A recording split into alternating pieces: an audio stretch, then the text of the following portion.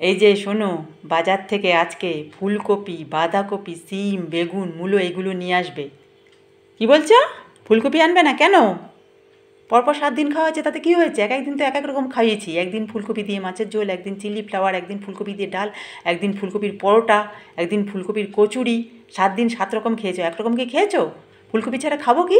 হ্যাঁ, ফুলকপি ছাড়া খাবো কি? নিয়ে আসবে ফুলকপি। কি? তুমি খাবে না কেন? অফিসে খুব দুর্গন্ধ ছড়াচ্ছে। আরে অত বড় রুমের মধ্যে থাকো, তুমি কি একা বসে থাকো নাকি? কতজন থাকে? সবাই এখন বাড়িতে ফুলকপি খাচ্ছে। কে ছড়াচ্ছে কী করে জানবে? যদি কখনো শব্দ হয়, পেস্টিজ পাঞ্চার হয়ে যাবে। হ্যাঁ, সেটা তো ঠিকই। তাহলে ছেড়ে দাও, তুমি একটু জ্যান্ত মাছ নিয়ে এসো, কাঁচকলা নিয়ে এসো, পেঁপে নিয়ে এসো। আজকে একটু মাছটা একটু বেশি করেই আনবে, হ্যাঁ? আজকে কাঁচকলা দিয়ে জ্যান্ত মাছের ঝোল করে দেবো, আর কালকে পেঁপে দিয়ে করে দেবো। তুমি একটু হালকা হালকাই খাও, বাবা অফিসে গিয়ে যদি আবার পেস্টিজ পাঞ্চার হয়, মান সম্মানের ব্যাপার, তাই না?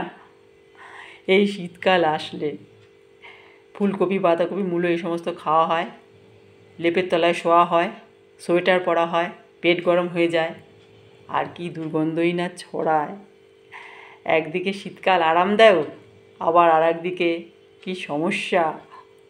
না বাবা, তুমি তাড়াতাড়ি যাও, বাজার থেকে আসো তাড়াতাড়ি করে, তোমাকে আবার মাছের ঝোল করে দেবো, তারপর ওই মাছের ঝোল খেয়ে তো অফিস যাবে। না বাবা, দরকার নেই পেস্টিজ পাঞ্চার হওয়ার, অফিস বলে কথা।